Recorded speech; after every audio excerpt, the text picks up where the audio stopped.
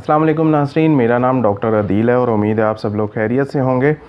सबसे पहले तो जिन लोगों ने अभी तक मेरा चैनल सब्सक्राइब नहीं किया है वो काइंडली इस चैनल को सब्सक्राइब करें और बेल आइकन पर क्लिक करें ताकि हर आने वाली वीडियो का नोटिफिकेशन आपको मौसूल होता रहे।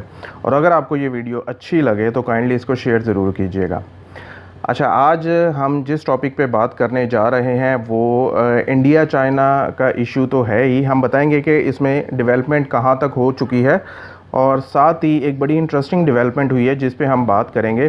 अमरीकी स्टेट डिपार्टमेंट की तरफ से एक डॉक्यूमेंट इशू किया गया है जिसमें उन्होंने पाकिस्तान के ख़िलाफ़ कुछ बातें की हैं।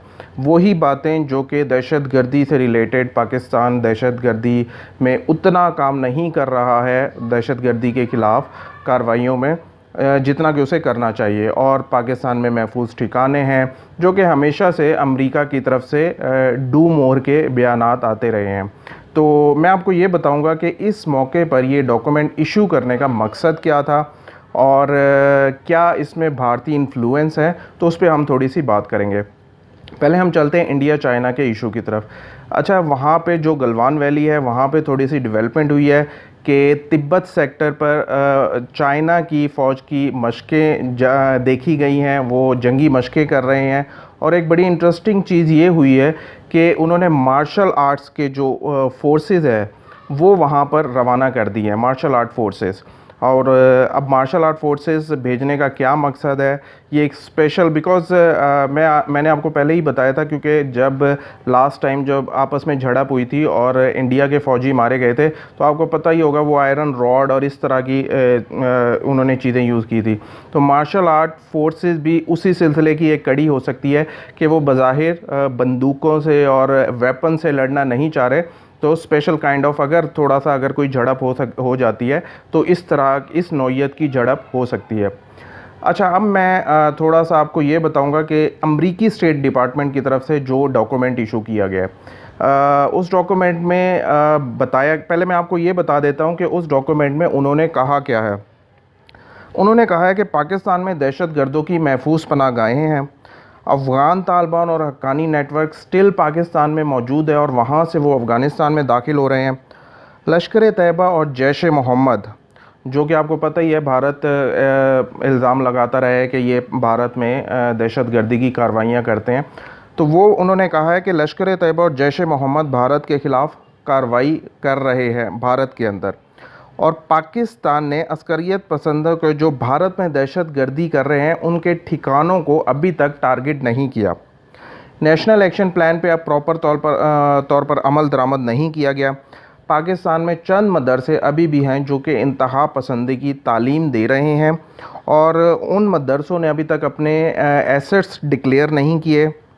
जहाँ पर ये बातें की हैं उन्होंने ये बात भी की है कि बलूचिस्तान और सिंध में जो दहशतगर्दी की कार्रवाइयाँ हो रही हैं वो बैरूनी ज़राए से हो रही हैं। अच्छा, अब देखें कितनी इंटरेस्टिंग बात ये है कि उन्होंने ये बैरूनी ज़राए, उन्होंने ये कहीं पे भी जिक्र नहीं किया गया ये भारत की तरफ से हो रही हैं, लेकिन उन्होंने ये ज़रूर जिक्र किया है कि जो भारत में हो रही हैं वो पाकिस्तान की तरफ से हो रही हैं। अब मैं आपको थोड़ा सा ये बताता हूँ कि ये बेसिकली ये डॉक्यूमेंट जो इस टाइम इशू किया गया है ये करने का मकसद क्या था। देखें, आपको पता ही होगा कि यूनाइटेड स्टेट्स में भारत की काफ़ी लॉबी मौजूद है और वहाँ पे भारतीय काफ़ी इन्फ्लुएंस है स्टेट डिपार्टमेंट में भी। तो भारत को इस टाइम चाइना के साथ एक महाज दरपेश है और भारत को पता है कि ये जो सियाचिन और गलवान वैली और लद्दाख और मकबूजा कश्मीरी आपस में इंटरकनेक्टेड है। और देखें, अगले कुछ अरसे में इन्होंने सब ने आज़ाद होना है क्योंकि ये सारे एक कब्ज़ा किया हुआ है वहाँ पर। और भारत को अब ये डर है कि कहीं, क्योंकि चाइना ऑलरेडी आया हुआ है, कहीं पाकिस्तान चाइना के साथ मिलके मकबूजा कश्मीर में कार्रवाई ना डाल दे और वहाँ से उनको आज़ाद ना करा के ले जाए। पाकिस्तान को बेसिकली इस टाइम एक दबाने का वक्त है कि पाकिस्तान किसी तरीके से अपनी लिमिट्स में रहे और वो आगे तक ना आए। तो ये अमेरिका की तरफ से ये एक डॉक्यूमेंट इशू किया गया है। उनमें कहीं पे भी आपको देखें, इस डॉक्यूमेंट में तमाम चीज़ें उन्होंने पाकिस्तान की बताई हैं। इसमें कहीं भी उन्होंने ये नहीं बताया कि भारत में जो मकबूजा कश्मीर में रियासती दहशतगर्दी हो रही है उसमें भारत का रोल है, भारत को उस पर एक्शन लेना चाहिए, कहीं पे नहीं बताया।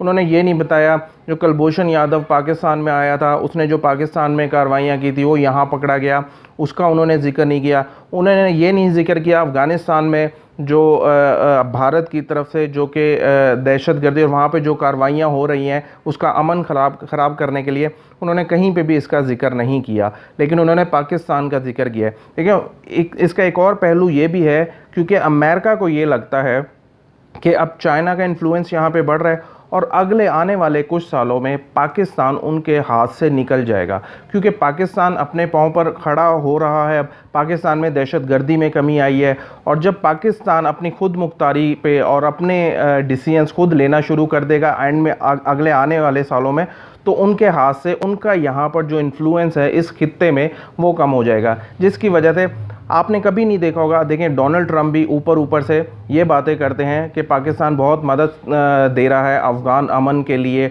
और बहुत अच्छी अच्छी बातें की जाती हैं, और अंदर से इस तरह के वो बातें भी की जाती हैं, वो सिर्फ इस वजह से कि ताकि एक दबाव कायम रहे और इसी तरीके की इस तरह की सिचुएशन ना पैदा हो कि पाकिस्तान आगे अपनी कार्रवाई कर सके।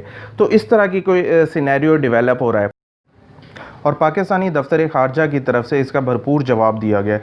पाकिस्तान ने कहा है कि हमें पता है हमें क्या करना है और हम अपनी खुद मुख्तारी की हिफाजत करना बखूबी जानते हैं। बहुत अच्छा और बड़ा स्ट्रॉन्ग बयान आया है और देखते हैं आने वाले दिनों में हालात कहाँ तक जाते हैं कि यहाँ पर अमेरिका का कितना इन्फ्लुएंस होता है और अमेरिका कितना भारत का साथ देता है।